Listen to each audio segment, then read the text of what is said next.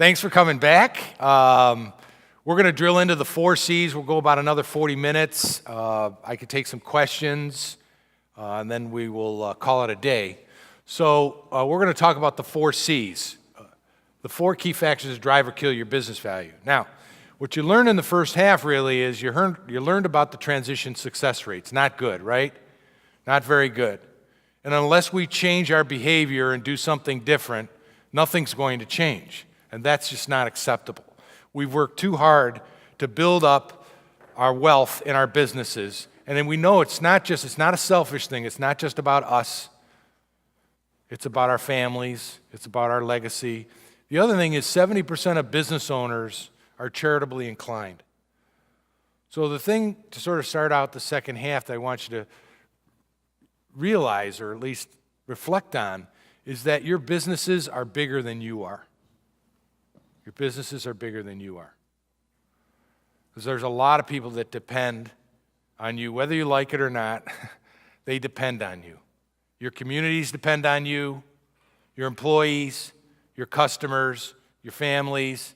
It's a tough road. A business owner is a unique animal.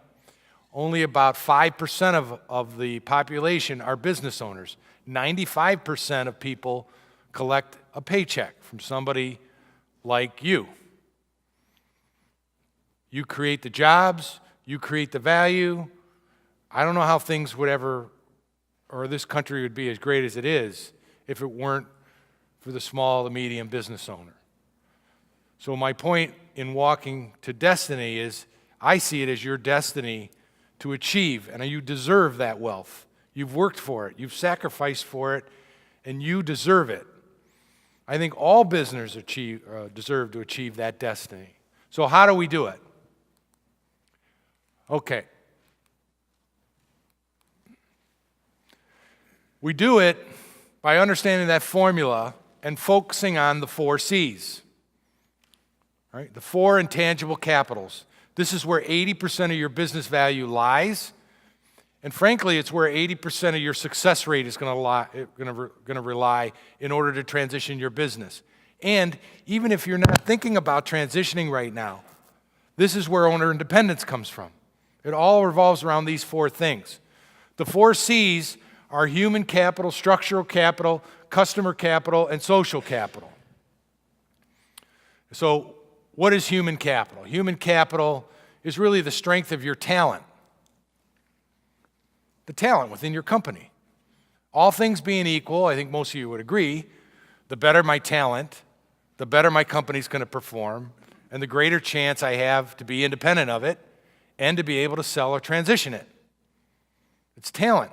In my roundtables, we do an informal survey at the beginning of the first roundtable, and we ask the business owners, what's your biggest challenge in the next 6 months?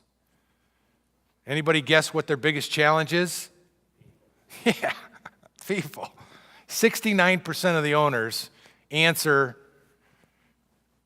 finding, recruiting, retaining talented people to run my company. That's the reality. Very challenging. So those companies that have it, those companies that have the systems, those companies that have the talent are worth a lot of money. Structural capital. Structural capital is probably the least sexy one, right? It's the boring one. It's the processes, the systems, the financial statements, the strategies. It's all of the stuff that sits behind the other capitals that make them great, right? I can't have an owner-independent business if I don't have a set of core processes that regulate and control the quality of what's being produced in the company. So it doesn't rely on me. What I'm doing is down on paper. So think of CWR. We don't have to rely on the owner being the best salesperson because he's trained somebody else with his knowledge. He's transferred the knowledge, right? And this is really what buyers and future generations are after. Like you have this great talent, you've got these great customer relationships, you have this great culture. The question is why? What are you doing? I'll give you an example. My son, we have these strategy meetings around the counter in my kitchen. We call them the Kyle Moore kitchen meetings. And we're getting ready. We just moved into our strategic planning process for 2018. And he came over with kind of an assessment as to where we were for the year and where he thought we would end up. And he gave me this brilliant PowerPoint presentation with all this really good information. It was really quite a nice deliverable. And I said, "Did you document how you did this?" He said, "Well, no, this is what I did." I said, "I know, but how did you do it? I want to know how you thought through this. What was your thinking in terms of the way you put it together?" That's what structural capital is. It's not just the product, it's how you do it. It's why you're special. It's the secret sauce. You have to document that.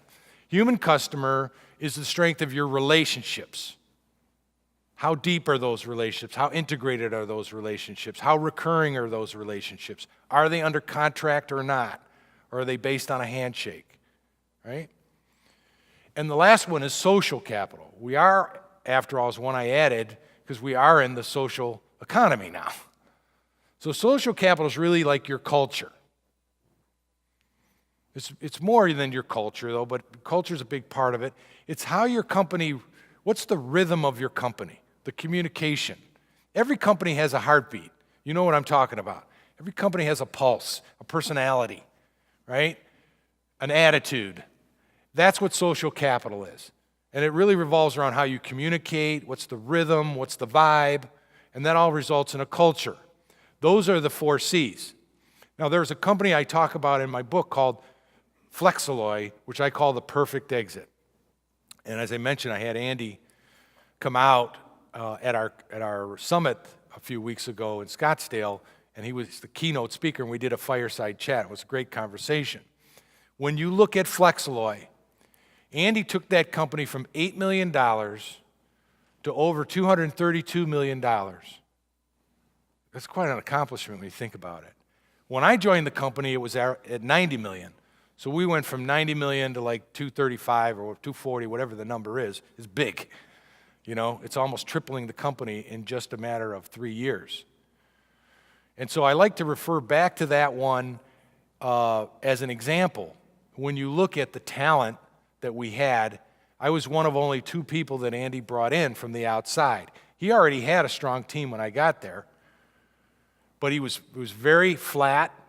He had a group of directors. We would meet once a week. We were empowered. I was coming out of a big corporation and coming into this, what I thought was a small middle market company, right? That was small to me at the time. But I was so empowered because I had a budget, and Andy said, "I don't know what to do. That's why I brought you in. You tell me what to do, and you're going to have to own it." But that feeling of being able to sort of control my destiny and do my thing was really empowering. He also brought in a strong outside financial CFO because he knew he was going to grow the company and eventually sell it, and he didn't have any experience, right? I was speaking with somebody in New York a few weeks ago, and he said something I thought was really interesting. You know, hard work and motivated don't make up for lack of experience. So we were hardworking and motivated, but none of us had sold the business. So he went out and brought in a CFO that had been through that process to kind of help us, you know, and show us how to do it. We also had great structural capital. He spent 2% a year on IT. I was in charge of information technology. We spent 2% a year, and that was my deal with him. Like, I can keep up with the growth, but you got to give me 2%, 2 cents of every dollar you bring in to invest in IT. And if you do that, I can keep up and I can build the systems and put the processes in to help the company grow. We had really strong customer capital. We were a just-in-time provider, basically of fastener components. All these nuts and bolts, basically. 5 and 10 cent parts. But a nut and a bolt in a trucking company is one of the top 5 bill of materials in the company. And you don't want to shut down a line because you're missing a 5-cent part. And so what we did is we managed the entire supply chain from point of use. So if you were working in the factory, all you really had to do was turn around, grab the bolt, put it on, And everything from behind you, from that use bin all the way back, was all handled by Flexalloy. We did the quality control, we did the purchasing, we worked with their engineers, we stocked the shelves every 2 hours. Everything was all systematized. That was part of my job, is to build that system. So we would read the bins every couple of hours, and if we fell below the bin, it would send a signal back to our satellite warehouse, which was about 10 minutes away, and we would, every 2 hours, send a truck over to restock the bins, and that then would send a signal back to our suppliers to send more material to our warehouse, and so on and so forth, and the whole thing was connected and was all system-driven. That's pretty deeply integrated with your customers. Now, our service rate was 99.99%. No lie, it really was. I remember one time we flew a box of bolts. We rented a private jet and flew a box of bolts to a factory in Virginia, in Volvo, in order not to shut the factory line down. Now, part of that was, if we did shut the line down, we had to pay for it, and that was pretty expensive.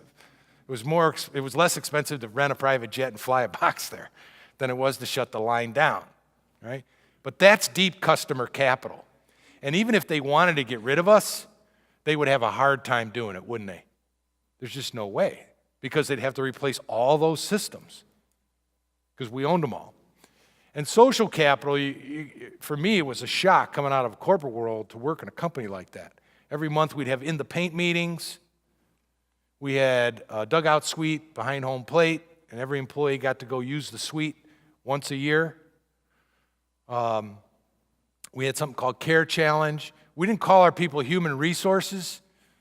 We didn't have a human resource, but we had a partner development. Everybody was called a partner. And we had what we called Care Challenge, which was everyone was challenged every quarter to come up with initiatives to improve customer service. We had musical rocks when you came into the building in the plants and stuff, you know. Think about that. For a fastener company to have that. So what Andy was trying to do is he was trying to create a culture. We had by the way, a national champion flag football team. We had a 50-yard football field in our property where the team practiced. In fact, he and I were laughing about it a couple weeks ago because there was a guy named Robert that worked for me in IT, and I wanted to let him go. And I went to see Andy. I said, we need to let Robert go. And he says, you can't do that. He's the star on the football team. It's true. He wouldn't let him go. So Robert was there pretty much making a salary because he was the star on the football team. No, I was supposed to keep an eye on him, take good care of him. That's a family business, right? Okay, that's what I'm talking about in terms of strong 4 C's.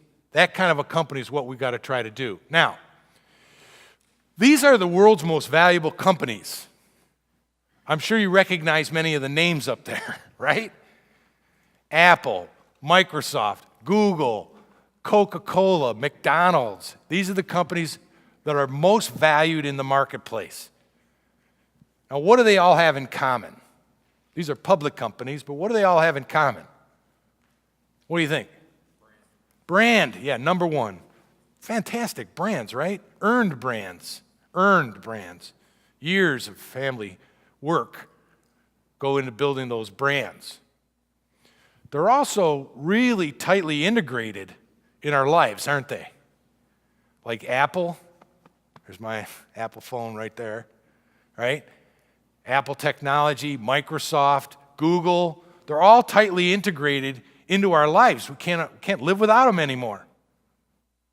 It's hard to believe, and I am old enough to go back to Green Bar, right? I still actually like to read a book, right, and highlight it. I know Bruce likes to do that too, right, and highlight it and take my notes, right? That's old-fashioned nowadays, though. Yeah, technology. But you also have like Coca-Cola, the secret formula. And you got McDonald's, the master of the process, repeating the process, right? They all have these things that make their brand extremely valuable. something that's driven them there. Now, what's that worth? I went out and looked at Microsoft, and this is amazing because I think when I wrote my book, Microsoft was valued at about $290 billion. And I just looked a few weeks ago because somebody actually called me up and they said, "Where did you get 290 from?" I'm like, "Well, that was the value." They said, "Not anymore." I looked up, Microsoft is now worth market value of $572 billion. I just released my book like a year and a half ago. Not even. $572 billion. But if you were to look at Microsoft's balance sheet, you're going to find that their net assets are only $72 billion. What's the difference? It's goodwill, right? It's intangible capital. That's 87% of Microsoft's value is intangible assets, is goodwill. It's the promise of future earnings. It's the minimization of risk, the mitigation of risk. And it's no different in your businesses as well. If you were to look at your own balance sheet, you would find the same thing. So if I were to look at your balance sheet, owners, does your balance sheet reflect the true market value of your business, do you think? No. What does it reflect? It reflects the written down asset value of the business for tax purposes, right? And if I were to look at your income statements, are they going to reflect the true cash flow that's going to pass on to a future owner? Probably not. What's different? There's some expenses that need to be what we call normalized, right?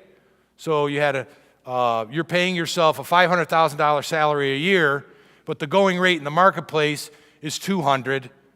That has to be normalized. The $300,000 gets added back to your tax number to calculate what we call recasted EBITDA, right? And I call that the real number. So in every business, there are two numbers. There's the tax number, and there's the real number, right? The tax number is what you see on your financial statements and including your balance sheet and your income statements. That's what you're seeing there. That's probably what's being provided by your accountant, is probably providing you that information, and probably on a pretty regular basis.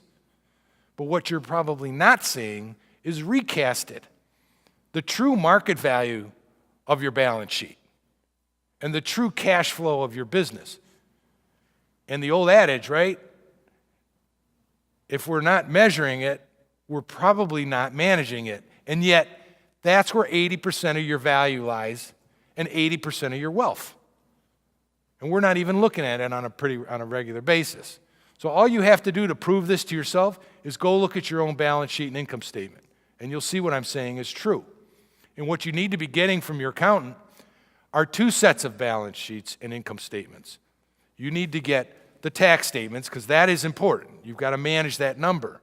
But you also need to be asking them to provide you the recasted number on a regular basis.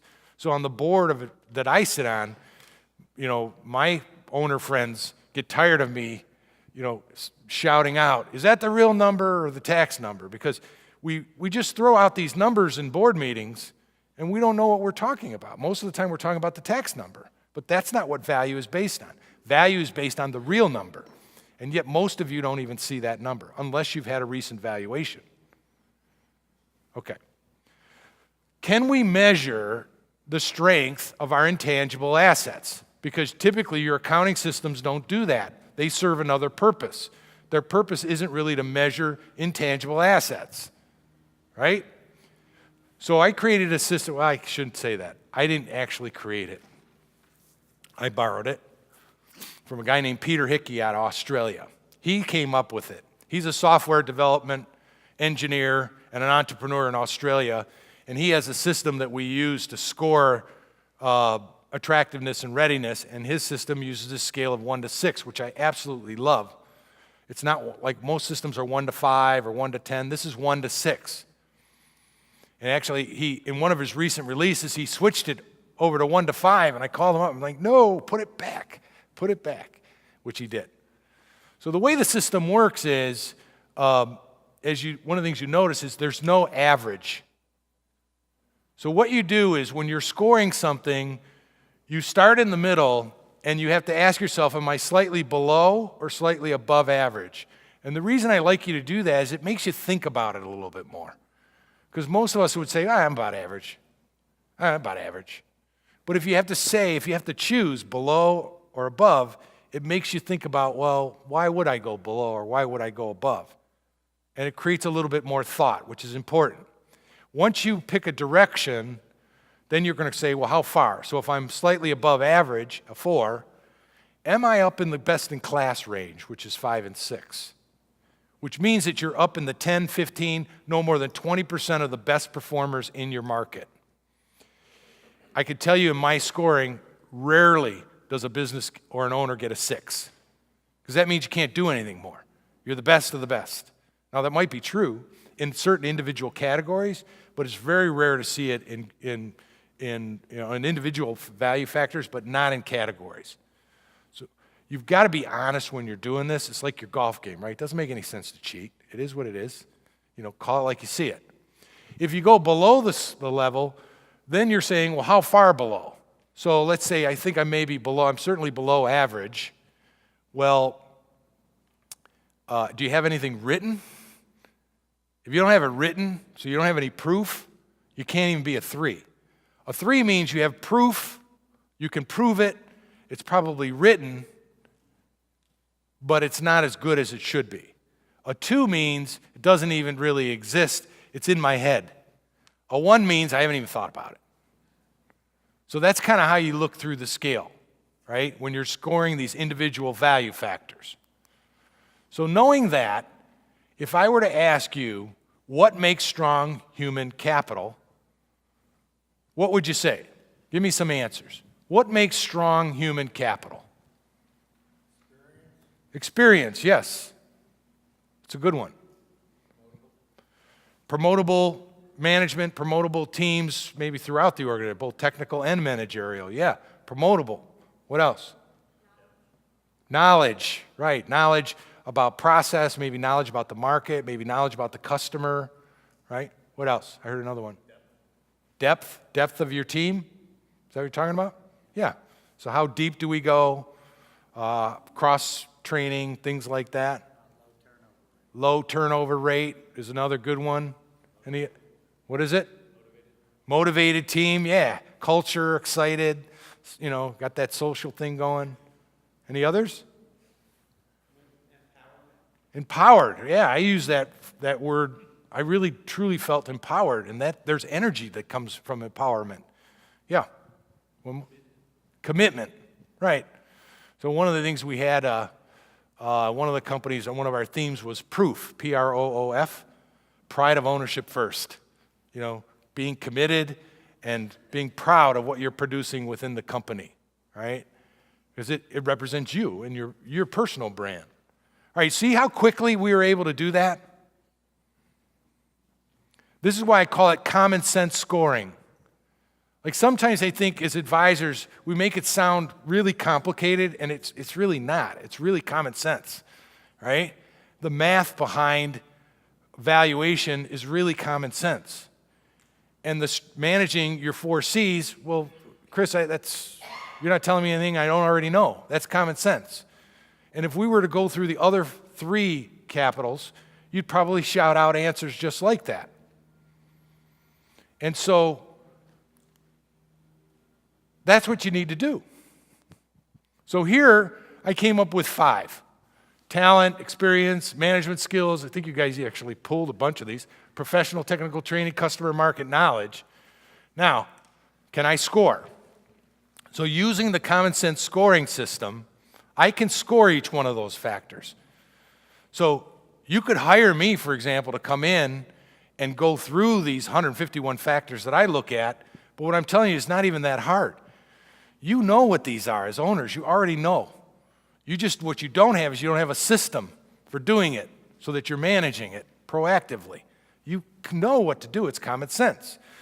So you could create a list of the things that you think are the most important in each of the 4 C's, and you could go out and score yourself. So if 6 is the max, right, if I had 5 factors, 30 is the total maximum points I could get, and then I could go out and score myself in each one of those and come up with a total and figure out what my percent is. In this case, I came up with a total of 16. I'm roughly 53%. Now, I can tell you on the scoring system, the way it works is if you're at 50% or lower, it's what we call the red zone. It's discounted. It means that it's a real problem, and it's either going to prevent you from being able to transition your business, being able to grow your business, or being able to become independent of your business. That's a red flag.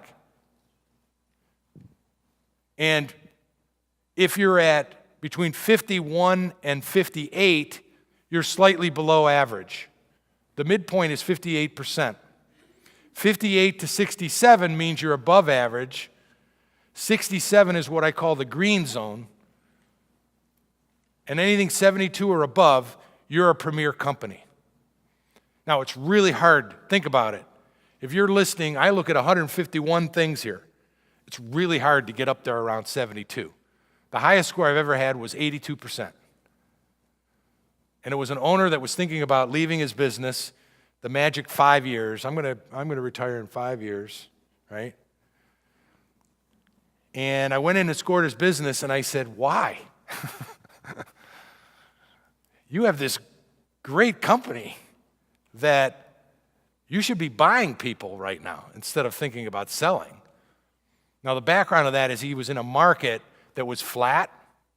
So I said to him, where's your growth coming from in the next 5 years? It's not coming from the market.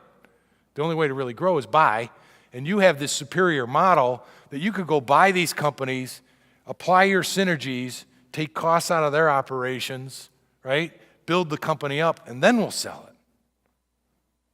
The other thing I said to him is, you're so strong, did you think about doing an ESOP, employee stock ownership plan?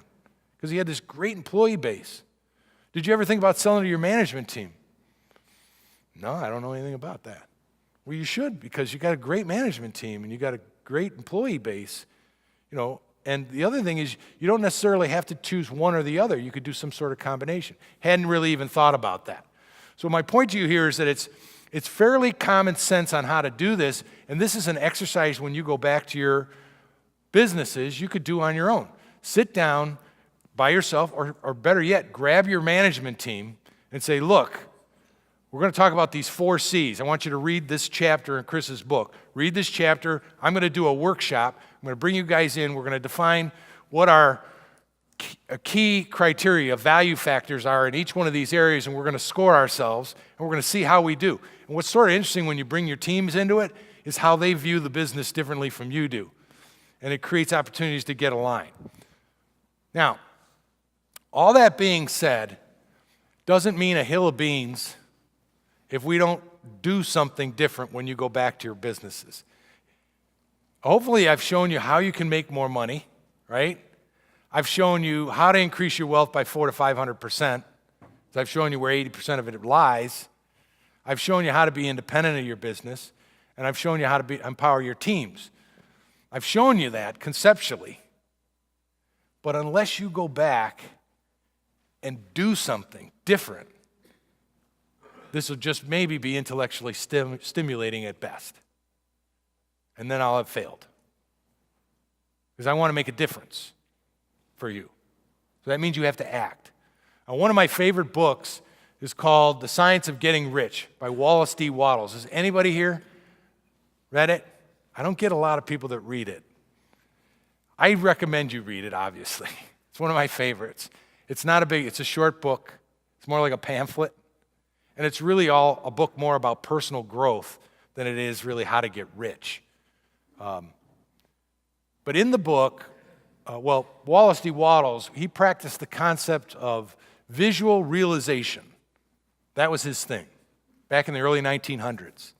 And he believed that if you visualized your future in great detail, and he used the analogy of a house.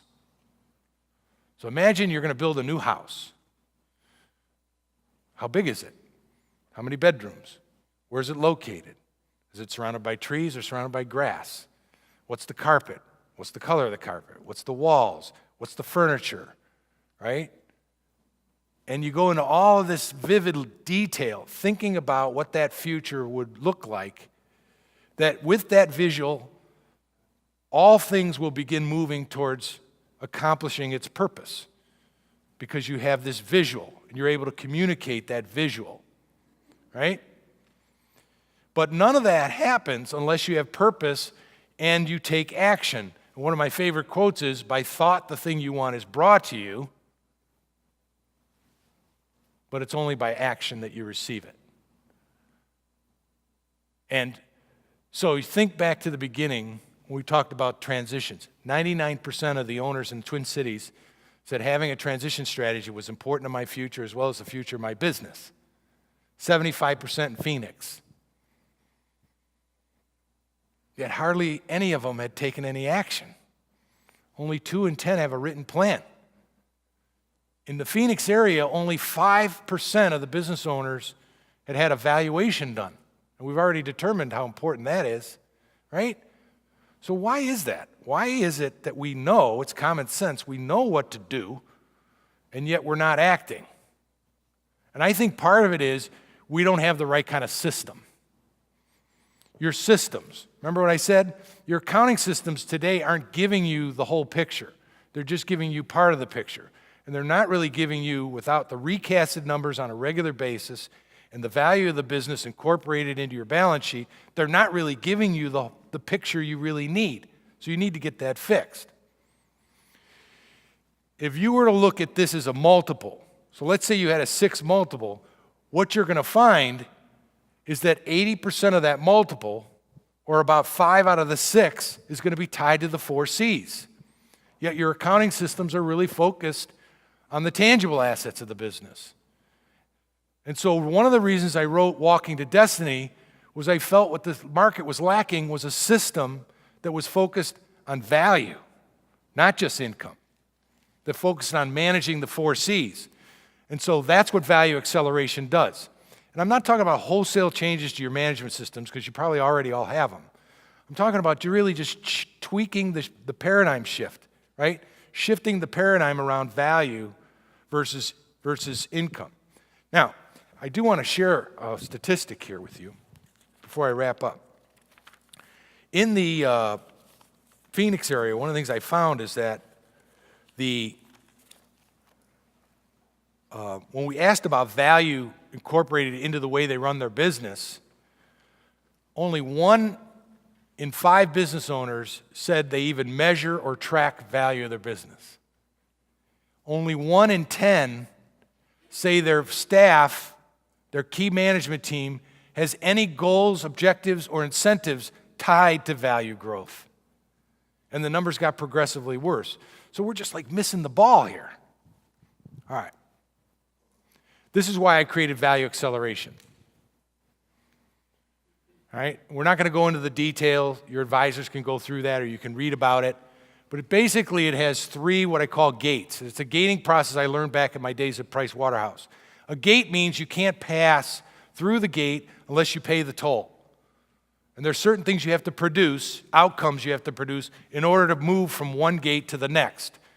And in the first gate, we're discovering what our business is worth. We're identifying not only what it's worth, but we're identifying what it's potentially worth, what we call the profit gap and the value gap. And that's a key first step. You can't go forward until you know what you have. I can't protect, build, harvest if I don't know what I have. So you start there. The next gate is prepare. So once I know what I need to do, then I run on 2 concurrent paths. A personal path, where I'm working on my personal and financial plans, and then I'm working on my business improvements. And I'm doing that concurrently, together, in harmony, right? Because business is personal when you're an owner, so we can't separate personal from business. And in the third gate, decide, that's when we're starting to look at options. And the real key there is, do I want to keep growing or do I want to exit? In that second gate, I call that 90-day sprints. So it's this continual loop of prioritizing, executing, measuring, reconnecting, and recalibrating every 90 days.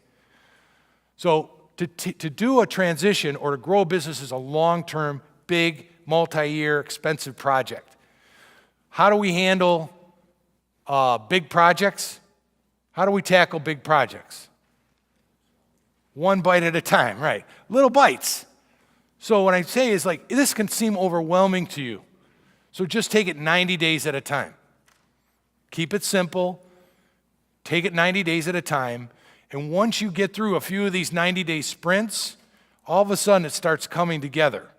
I can't even tell you, there's like a magical moment from owners I've worked with in the past where it just all starts to click because it's a cultural shift. It's a change. Now, grow or exit or both. I had a company, here's an example of why it's important to ask yourself grow or exit every 90 days. I had a company that I was in with some partners. Over 5 years, we had grown at about a 40% compound annual growth rate. We had a 50% compound annual growth rate of EBITDA, 7.5 times growth.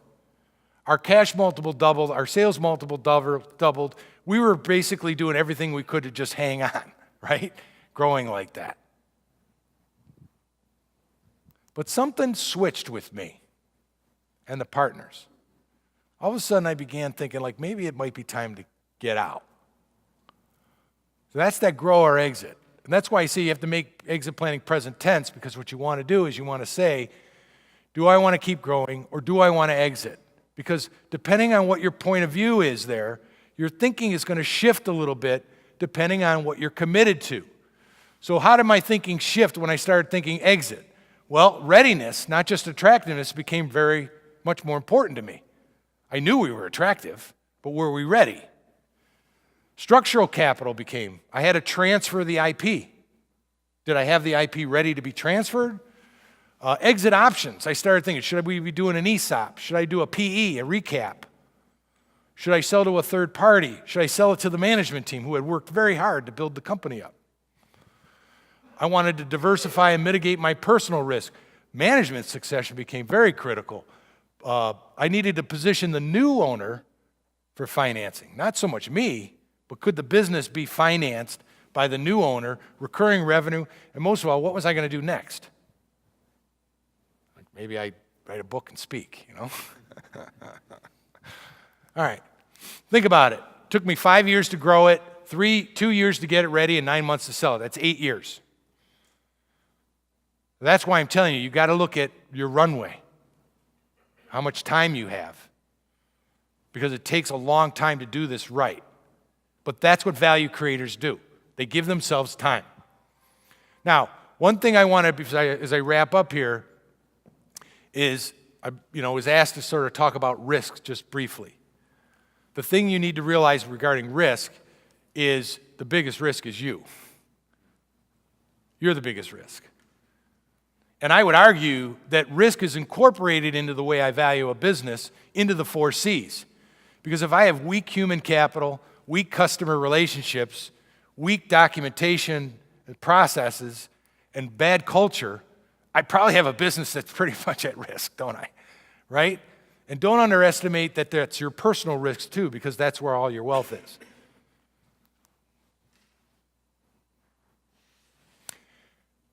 So at this point, we've gone full circle. What you should understand at this point is that exit planning is really nothing more than good business strategy. I've talked with some of the sponsors here, and they were saying, what's different about our message at EPI? What's different about my message at Snider Value Index? And it's really, this is a business strategy. It's not about the exit at all, right? It's really about how we're running the business to position ourselves to benefit now and in the future. And that's just good business. So if we reframe our thinking, we change our paradigm and think of exit planning as nothing more than good business strategy, I think it opens us up to a lot more possibilities. And that's why I'm saying I don't care whether you call it owner independence, growth mindset, or exit plan, whatever you're comfortable with, it's really all the same thing. All right, so let's wrap it up and give you some action items to take back. One is you need to understand what your strategic value is. That isn't obvious at this point. You need to understand. That's the baseline for everything going forward. That's what we're going to measure. That's how you're going to evaluate your advisors. That's how you're going to evaluate your investment into value growth. You need to be value focused, not just income focused. All right? Value is where the game is won on both sides of that equation, value and income. You need to look at your management system and look at it and say, do I need to tweak it? Am I doing 90-day sprints? Am I doing workshops? Am I involving the team?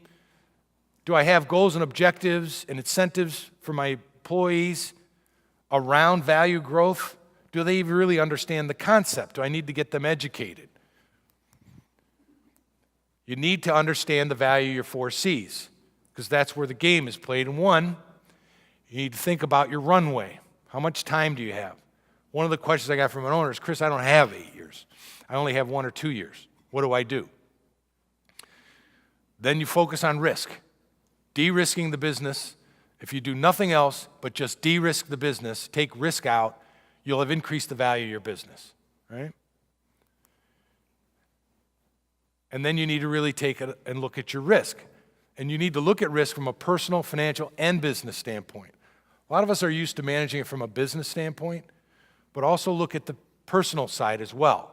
What's your portfolio? I like to measure, like one of my measures is the amount of passive income that I get compared to the income I need.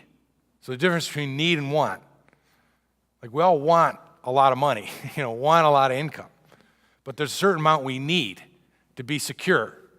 And one of the things that I measure is from my investments, business, real estate, securities, how much passive income is being generated by those investments relative to what I need, because I want to get that number to 100%.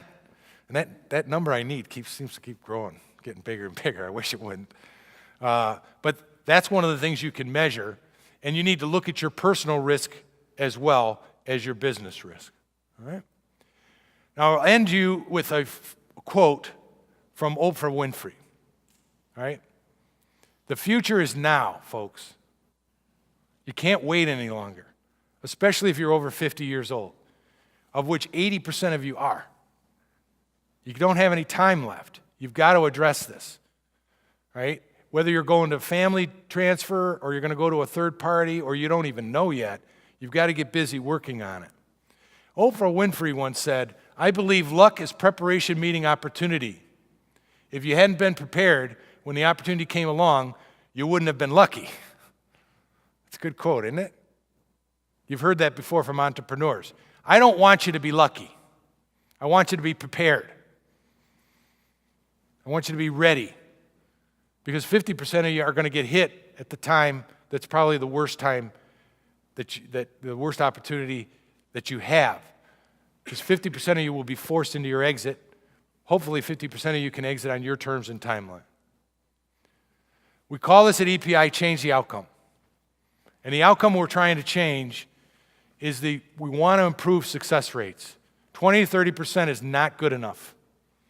It has to get up to like 60, 70%. We won't be able to help everybody, but we can help a lot more people if we change the way we're looking at our business. All right, I want to thank you guys for inviting me in. I hope you got some value out of this. And do we have time for a few questions? I can take some questions if you have questions. Yes, sir. One of the things that we do as family businesses, you're in that life cycle, and there was a period of time when most of our organization was in the prime of their working career. Yeah. They aged with me, unfortunately, and I'm about to hand those aged employees over to my children. Yeah. So part of a family business culture is you take people to the grave. So your feelings on how you keep it fresh and how you morph into a sustainable business. It's interesting. So in my business, my son came into my business, I guess maybe about 5 or 6 years ago. And I was just telling somebody at the break that we have separate offices now. That he said, like, I was crowding him out, right? I did a session on owner, and I said, you got to stay out of the way. And it was a tough thing for me because I had to realize what he said to me is he said, Dad, I want my own team now. I want to build my own team. that's going to, like you had your team, I want my own team. And so it was a adjustment that I had to make of letting my son go and start to build his own team, which is mostly millennials now and maybe a few Gen Xers, not too many baby boomers. So part of it is, letting go, letting whoever's going to take over your business hire their own people and build their own teams so they're not necessarily reliant on the team that you want to take to the grave. No, it'll happen through attrition. No, it will happen through attrition because they're having to, they're facing their own retirement, down the pike. So I think it does happen. That's why it's a long period of time. It does happen over attrition. But as that person retires or moves on, let your children handle the rehiring to replace that person.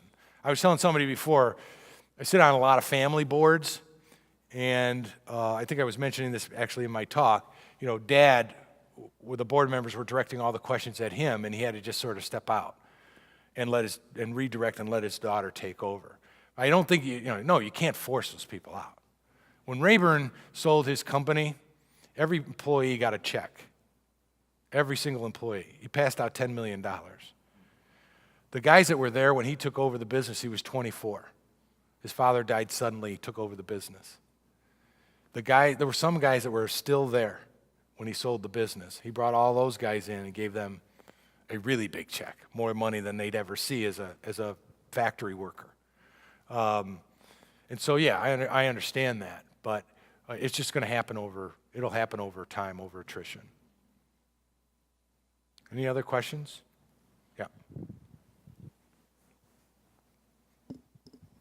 So I have 3 questions. Okay. First question is, when you're talking about the survey, you were talking about owners not having a written exit strategy. Yeah.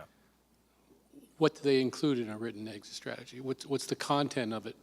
And is it a fluid document that has to change over? So say somebody very young has a business and they create their exit strategy. It would be logical. It's got to go through various iterations till you're going to exit. So what's in that document? Is it for your own use, or is it something you share with your employees?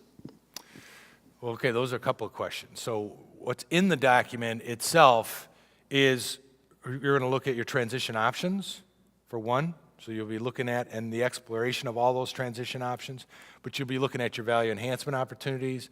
You'll be looking at the value of the business. All of that needs to be written down.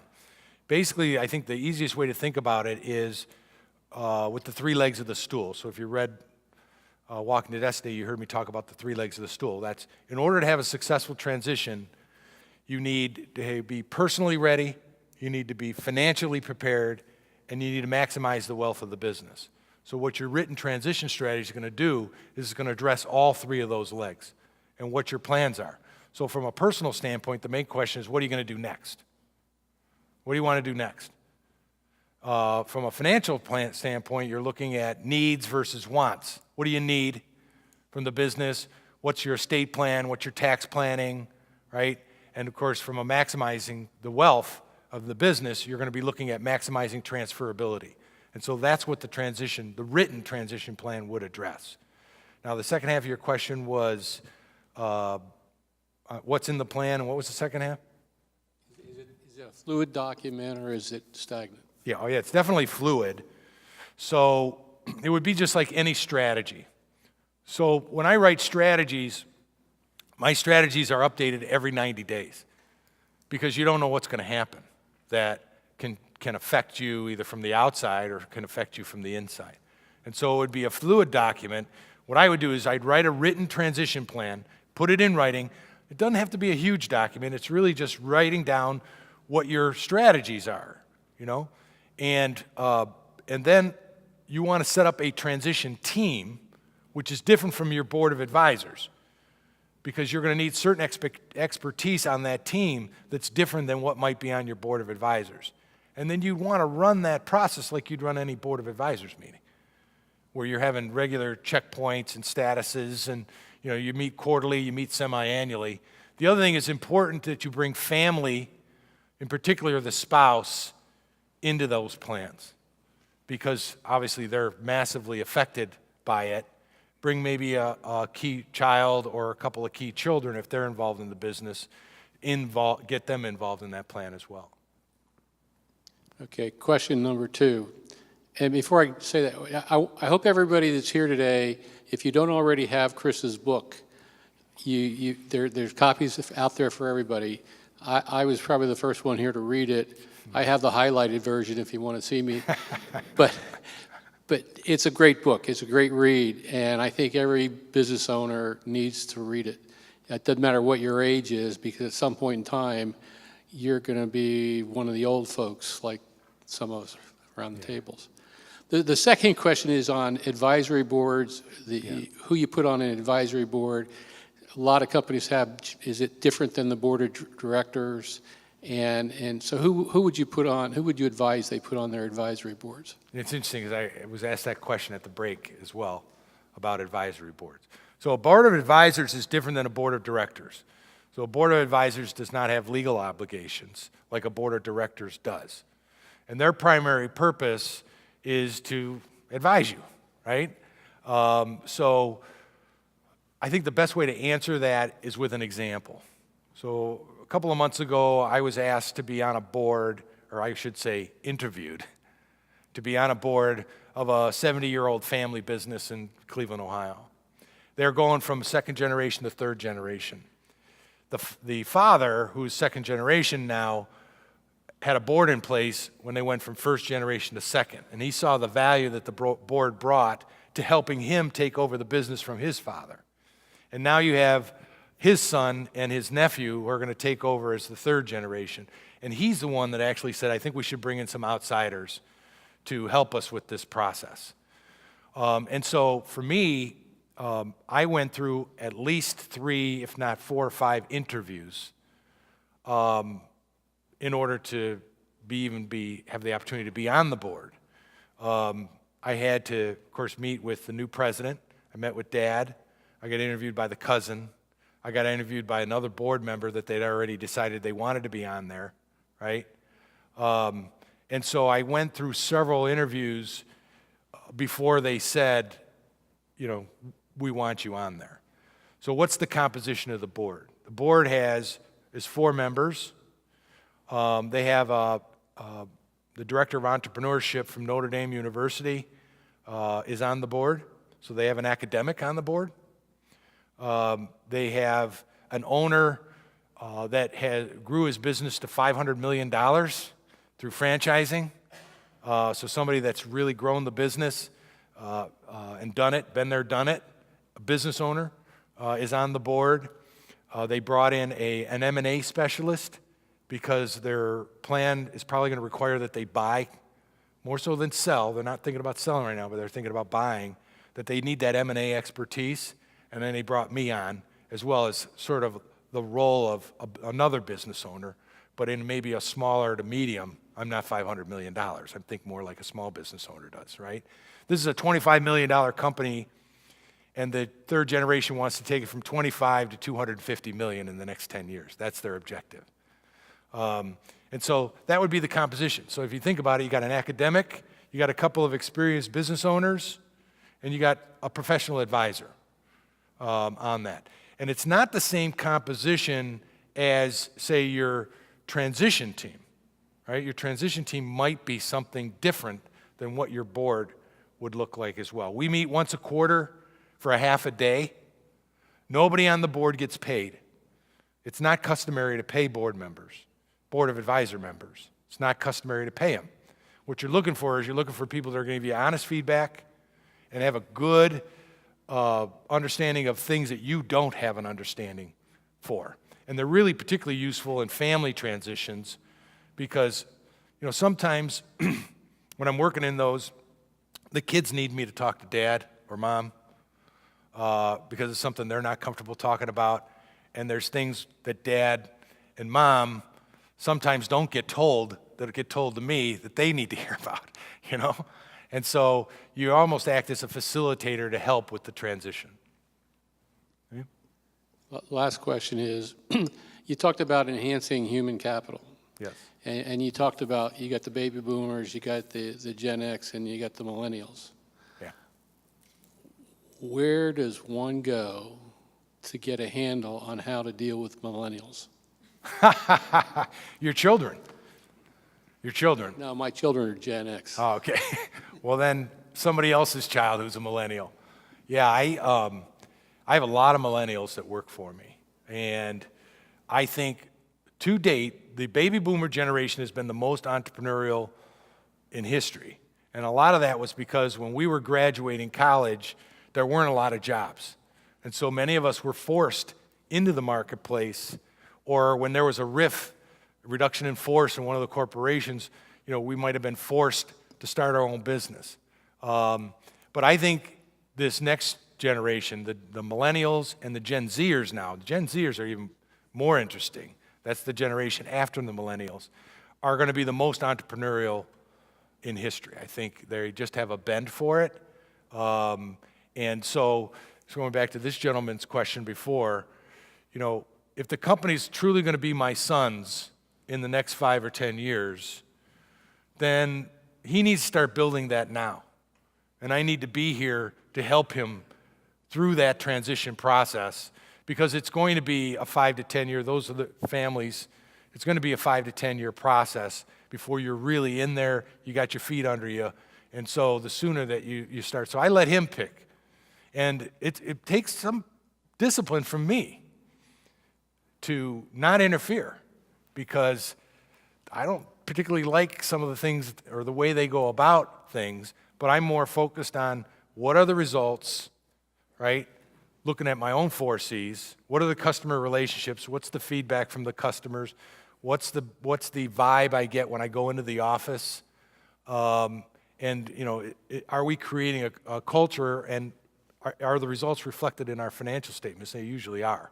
And so he could hire, he could motivate in ways that I probably can't do the same anymore. I will say that the millennials are real respectful of that experience. They like hearing the stories of your experience as being a business owner, and different stories that you've had, different things you've run into, and they listen and they do like those stories. Yeah. Anybody else have any ideas on how to hire millennials? No? Okay. All right. Yeah. Same. I know. Yeah. Well, it's just a different world for millennials. But yeah, just, I was in the purchasing department for Sherwin-Williams many years ago, and we had a group of people come over from China, a group of guys come over from China. And we're sitting around at dinner. Of course, they're all like smoking away, And it was, somebody from China, somebody from the U.S., somebody from China, somebody from there was one guy, there's this huge table, and there was this one guy there that spoke English. The rest of them just spoke Chinese. But I was amazed at how we were able to find ways to communicate, even though we didn't speak the language. And what I realized at that meeting was everybody's really the same. Everybody's really the same. You might have a slightly different culture, but people are people. And I would agree with you about the millennials. I do think they're very entrepreneurial, and they have a fresh way of looking at the world that is, I think, refreshing for most businesses. Because if you're going to survive, into multi-generations, you're going to need to have that different perspective. And I think the fact is that you do get to a certain age where, as much as you want to sort of be in that hip group, you're just not hip anymore. I think Just, one of the things that I've learned by watching Jamie and us hiring some young people Yeah. recently is they want to understand where they can go with the company. Yeah. What their advancement opportunities are. I agree. And what their educational opportunities are. I think that's something my voice carries. Thank you. Yeah. But I think that's something that I ignored when I was young. I didn't really think about all the things that I believe the millennials think about today. Yeah. They're more mature. Thank you. They're going to insist. Yeah. They seem to be more mature in some of that positioning themselves for Yeah. the future in your firm. And I think we've tried to pay attention to that, move them along, show them a track to run on, and also pay attention to their educational needs.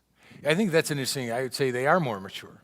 They're more savvy, I think, than we were. But I found that through my whole career that, motivating people and giving them big aspirations to shoot for and rewarding them and then creating an environment, a working environment that's fun, whether you're a millennial or a boomer or a Gen Xer or Gen Zer, I think everybody wants that kind of an environment, So it's kind of, a lot of it is kind of like, let's get out of the way. Let's, flip the organization chart. I know it sounds sort of cliche, but it's true. You flip the organization chart upside down and you're really here to help them be successful. The other thing I'm looking at with my millennials is equity. How can I get them a piece of the action? Because I'm finding, because they have that entrepreneurial bend, they're looking for something more than just a salary. They need to be motivated by something. There has to be a cause for them. And so if you can find that cause, they'll get after that. Yeah, just one more note on millennials. I'm a millennial, and our three employees are also millennials. Yeah. So even though I am one, sometimes it's hardest to know yourself. Like, what do I want? But what I've found from our employees, I really agree with fun, and you mentioned equity or money. I mean, I think millennials still want to be paid very well. The other two things are just purposeful projects. So even if I have to take a hit on projects, for organizations, nonprofits or something, but I can very easily show them, like, look what we're affecting in the world. That's something that I think helps. And then experiences. I think that all millennials just really appreciate cool experiences. So whether that's travel or if you take them to clients and they get to learn new systems or structures or see new places or things, and or even just outside of work, if it's part of the compensation that when you hit all your sales goals, you take them to Cabo San Lucas or, like some cool thing. I think that experiences are really important to millennials. I agree with all of that. Let's go to Cabo, everyone. Yeah. Yes. I also think that we need to listen to them because they are willing to work, millennials are willing to work very hard, but maybe very differently than we worked. Very much. So they're looking for, they're not afraid to work hard, but differently. They don't want the same, this is the way it happened when I was growing up, so this is what you do. Well, I'll do it, but I'll do it this way. Yeah, it's interesting because, again, even in my own staff, you're right. Like for us, especially when I was in corporate, you're putting in a lot of hours, but you're going home at 6:30 or 7 o'clock. Maybe you're working Saturday morning, but you're not working at 1 o'clock in the morning. And I know with some of my staff, they don't see the separation between business and personal. It's like one and the same. Their business is personal to them, so they think more like an owner in that way. And so they'll say, well, I'm going to work till 4, and then I need to get out of here because I'm a single mom, and I need to take my kid to karate, and then I'm going to come back after karate, and I'm going to finish up your presentation and send you an email at 1 in the morning. The thing is the work's getting done, and the quality is still really good. It's just sort of meeting them on their terms so that, because they don't see this separation, I think, the way some of the older generations saw. You have work and then you have play. For them, it's just one thing. I think if you give them that flexibility, and of course they have to produce the results, that actually entices them and motivates them even more. So those are just new concepts I think they're bringing to the table that are just, to your point, are just a little bit hard for some of the more experienced managers. Many of them are boomers, have been around for a while, and they just have trouble relating to it. Any other questions? No? All right, thank you very much, and thank you to our sponsors. You did a wonderful job.